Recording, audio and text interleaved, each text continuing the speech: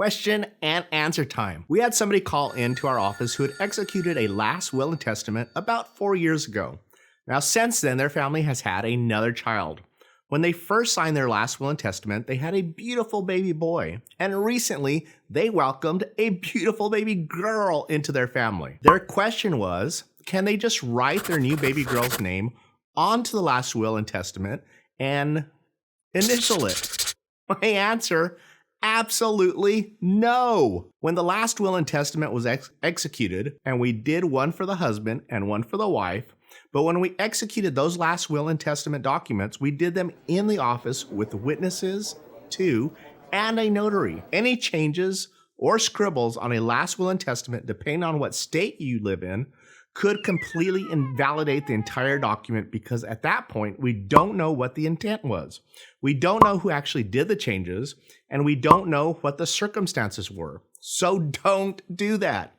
If you need to make an addition, like adding a child to your last will and testament, or maybe you need to take a child out of your last will and testament, then there are two ways to do this. The first is to go to your estate planning attorney and have them draft what's called a codicil to your last will and testament. A codicil is simply an amendment to your last will and testament. The codicil will be executed in much the same way as the original last will and testament was. In other words, there'll still be two witnesses, there'll be a notary, and you'll be required to orally state to everybody that this is your last will and testament. Or rather, this is your codicil to your last will and testament. This codicil will then be placed together with the original last will and testament, which you may have signed many years ago. Can you see the immediate problem with doing a codicil?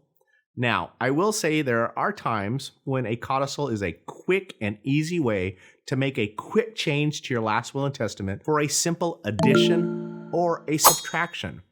However, the problem can be when people start doing codicil after codicil after codicil is that, well, nobody knows what your intent was anymore, and it becomes even more difficult, if not impossible, if one of those codicils goes missing or is completely lost. The second way to make a change is to simply call your estate planning attorney and get a brand new last will and testament. This is actually my preferred method of making a change to a last will and testament. The reason is because the new last will and testament will revoke any prior last will and testaments. That way, you don't run into a situation of having multiple codicils and not knowing exactly which one is in effect or if one has been lost along the way. Another reason I like doing a brand new last will and testament is because the cost of doing the codicil and a last will and testament are usually going to be about the same. It takes estate planning attorneys usually about the same amount of time. If costs are going to be the same, then you might as well just get a brand new last will and testament and remove any doubt that a prior codicil is still in effect.